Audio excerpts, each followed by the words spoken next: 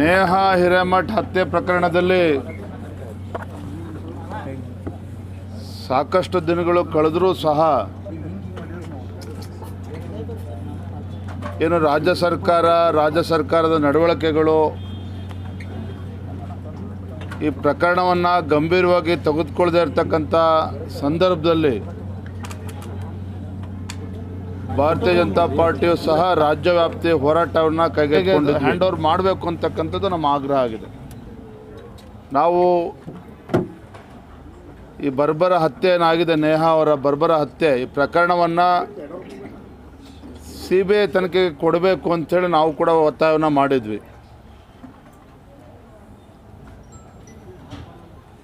ರಾಜ್ಯಾದ್ಯಂತ ಹೋರಾಟ ಆದ ನಂತರ ಹೋರಾಟಗಳು ನಡೀತಾ ಇರ್ತಕ್ಕಂಥ ಸಂದರ್ಭದಲ್ಲಿ ರಾಜ್ಯ ಸರ್ಕಾರ COD ತನಿಖೆಗೆ ಕೊಟ್ಟಿದೆ.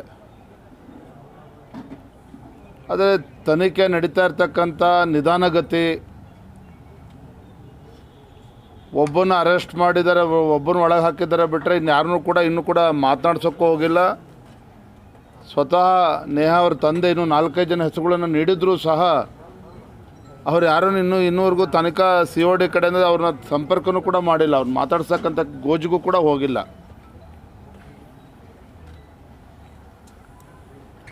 ಅವ್ರ ತಂದೆ ತಾಯಂದ್ರ ಗೋಳು ತಾವು ನೋಡೋದಿರಿ. ಯಾವ ಕುಟುಂಬಕ್ಕೂ ಯಾವ ಹೆಣ್ಮಗಳು ಕೂಡ ಇಂಥ ಪರಿಸ್ಥಿತಿ ಬರಬಾರ್ದು, ಈ ರೀತಿ ಘಟನೆಗಳು ನಡೀಬಾರ್ದು. ನನ್ನ ಮಗಳಂತೂ ವಾಪಸ್ ಬರೋದಕ್ಕೆ ಸಾಧ್ಯ ಇಲ್ಲ. ಅದೇ ಸರಿಯಾದಂಥ ಶಿಕ್ಷೆ ಈ ಕೊಲೆಗಡಕರಿಗೆ ಆಗಬೇಕು ಅನ್ನೋ ಒತ್ತಾಯವನ್ನು, ಆಗ್ರಹವನ್ನು ಅವರ ತಂದೆ ತಾಯಂದರು ಕೂಡ ಮಾಡಿದ್ದಾರೆ.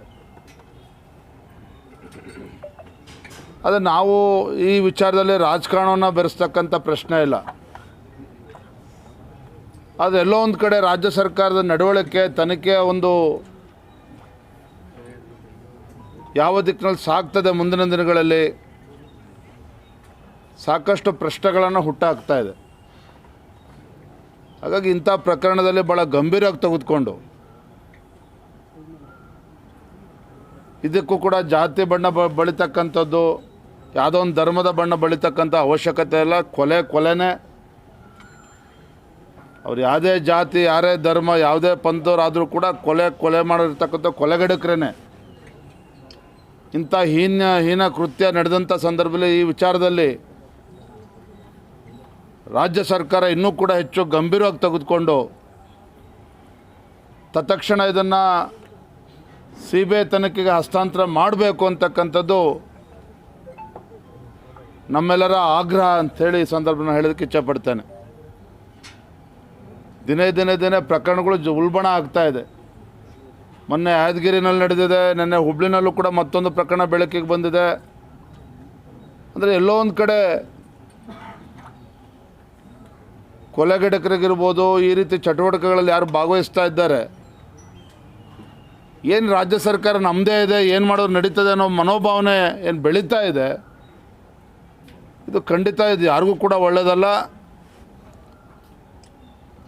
ಇಡೀ ರಾಜ್ಯದಲ್ಲಿ ಇವತ್ತು ಮಹಿಳೆಯರ ಸುರಕ್ಷತೆಯ ಬಗ್ಗೆನೇ ಇವತ್ತು ದೊಡ್ಡ ಸವಾಲು ಇವತ್ತೇನು ಎದ್ದಿದೆ. ಈ ನಾಡಿನ ತಾಯಂದ್ರಿಗೆ, ಹೆಣ್ಣು ಮಕ್ಕಳಿಗೆ ಧೈರ್ಯ ಕೊಡ್ತಕ್ಕಂಥ ನಿಟ್ಟಿನಲ್ಲಿ ರಾಜ್ಯ ಸರ್ಕಾರ ಇದನ್ನು ಗಂಭೀರವಾಗಿ ತೆಗೆದುಕೊಂಡು CBIಗೆ ಹ್ಯಾಂಡ್ ಓವರ್ ಮಾಡಬೇಕು ಅಂತಕ್ಕಂಥದ್ದು ನಮ್ಮ ಆಗ್ರಹ ಆಗಿದೆ. ಬೇರೆ